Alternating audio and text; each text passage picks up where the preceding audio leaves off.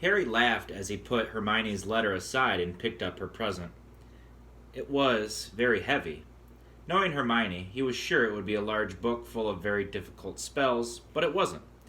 His heart gave a huge bound as he ripped back the paper and saw a sleek black leather case, with silver words stamped across it, reading, Broomstick Servicing Kit. Wow, Hermione? Harry whispered, unzipping the case to look inside. There was a large jar of Fleetwood's high-finish handle polish, a pair of gleaming silver tail twig clippers, a tiny brass compass to clip on your broom for long journeys, and a handbook of do-it-yourself broom care. Apart from his friends, the thing that Harry missed most about Hogwarts was Quidditch, the most popular sport in the magical world. Highly dangerous, very exciting, and played on broomsticks. Harry happened to be a very good Quidditch player. He had been the youngest person in a century to be picked for one of the Hogwarts house teams. One of Harry's most prized possessions was his Nimbus 2000 racing broom. Harry put the leather case aside and picked up his last parcel. He recognized the untidy scrawl on the brown paper at once. This was from Hagrid, the Hogwarts gamekeeper. He tore off the top layer of paper and glimpsed something green and leathery, but before he could unwrap it properly, the parcel gave a strange quiver, and whatever was inside it snapped loudly, as though it had jaws. Harry froze. He knew that Hagrid would never send him anything dangerous on purpose, but then Hagrid didn't have a normal person's view of what was dangerous. Hagrid had been known to befriend giant spiders, buy vicious three-headed dogs from men in pubs, and sneak illegal dragon eggs into his cabin. Harry poked the parcel nervously. It snapped loudly again. Harry reached for the lamp on his bedside table, gripped it firmly in one hand, and raised it over his head ready to strike. Then he seized the rest of the wrapping paper in his other hand and pulled. And out fell a book. Harry just had time to register its handsome green cover, emblazoned with the golden title, The Monster Book of Monsters, before it flipped onto its edge and scuttled sideways along the bed like some weird crab. Uh-oh, Harry muttered. The book toppled off the bed with a loud clunk and shuffled rapidly across the room. Harry followed it stealthily. The book was hiding in the dark space under his desk. Praying that the Dursleys were still fast asleep, Harry got down on his hands and knees and reached toward it. Ouch! The book snapped shut on his hand and then flapped past him, still scuttling on its covers.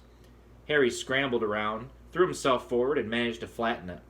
Uncle Vernon gave a loud, sleepy grunt in the room next door. Hedwig and Errol watched interestedly as Harry clamped the struggling book tightly in his arms, hurried to his chest of drawers, and pulled out a belt, which he buckled tightly around it. The monster book shuddered angrily, but could no longer flap and snap, so Harry threw it down on the bed and reached for Hagrid's card. Dear Harry, happy birthday. Think you might find this useful for next year. Won't say no more here. Tell you when I see you. Hope the muggles are treating you right. All the best, Hagrid. It struck Harry as ominous that Hagrid thought a biting book would come in useful, but he put Hagrid's card up next to Ron's and Hermione's, grinning more broadly than ever. Now there was only the letter from Hogwarts left. Noticing that it was rather thicker than usual, Harry slit open the envelope, pulled out the first page of parchment within, and read. Dear Mr. Potter, please note that the new school year will begin on September the 1st. The Hogwarts Express will leave from King's Cross Station, platform 9 3/4 at 11 o'clock. Third years are permitted to visit the village of Hogsmeade on certain weekends. Please give the enclosed permission form to your parent or guardian to sign. A list of books for next year is enclosed. Yours sincerely, Professor M. McGonagall, Deputy Headmistress. Harry pulled out the Hogsmeade permission form and looked at it, no longer grinning. It would be wonderful to visit Hogsmeade on weekends. He knew it was an entirely wizarding village, and he had never set foot there. But how on earth was he going to persuade Uncle Vernon or Aunt Petunia to sign the form? He looked over at the alarm clock. It was now 2 o'clock in the morning. Deciding that he'd worry about the Hogsmeade form when he woke up, Harry got back into bed and reached up to cross off another day on the chart he'd made for himself, counting down the days left until his return to Hogwarts. Then he took off his glasses and lay down, eyes open, facing his 3 birthday cards.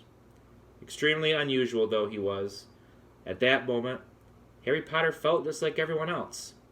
Glad, for the first time in his life, that it was his birthday.